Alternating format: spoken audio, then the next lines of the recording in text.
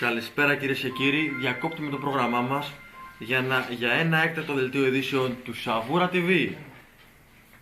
Περνάμε γρήγορα στον απεσταλμένο μας κύριο Χρήστο Γαλάνη, στον τόπο του εγκλήματος. Χρήστο, σε ακούμε!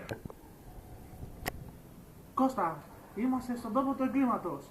Βλέπετε εδώ έχουμε το σκύλο του εγκλήματος. Αυτός ο μαύρος βέλικος, βλέπετε, δεν μπορείτε να κάτσει.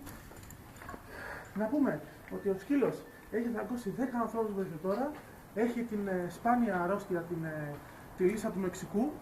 Όπως είπαμε, έχει δαγκώσει 10 άτομα. Και ήδη έχουν αρχίσει να μιλάνε μεξικάνικα.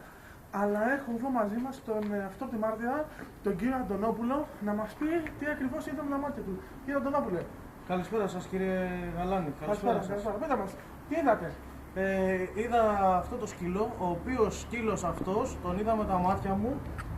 Ο σκύλος αυτός λοιπόν, είμαι αυτό της μάρτυρας, είδα το σκύλο ο οποίος δάγκωσε 30 άτομα, οι 60 πήγανε στο νοσοκομείο, τους είδα, στο νοσοκομείο πήγανε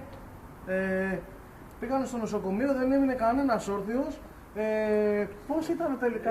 Δεν έμεινε κανένας όρθιος, όλοι είναι νεκροί, 60 δηλαδή. Οι 30 που δαγκωθήκανε, 60 είναι στο νοσοκομείο. Ήθελα να σας πω παραπάνω ότι 45 άτομα και 32 αστυνομικοί και 8 δημιουργίες στο ΜΑΤ και 4 του λιμενικού κυνηγούσαν το σκύλο, ο οποίος σκύλος ήθελε να τους δαγκώσει όλους. Κύριε Αντωνόπουλε, εσείς την έχετε γλιτώσει? Εγώ δεν ήμουν μπροστά στο έγκλημα, από ό,τι μου είπανε σας λέω. Ωραία. Λοιπόν, αυτό ήταν από αυτό τη μάρτυρα. Εμείς συνεχίζουμε το ρεπορτάζ μας και ό,τι για νεότερο θα σας ενημερώσουμε. Κώστα, σειρά σένα. Ευχαριστούμε, Χρήστο.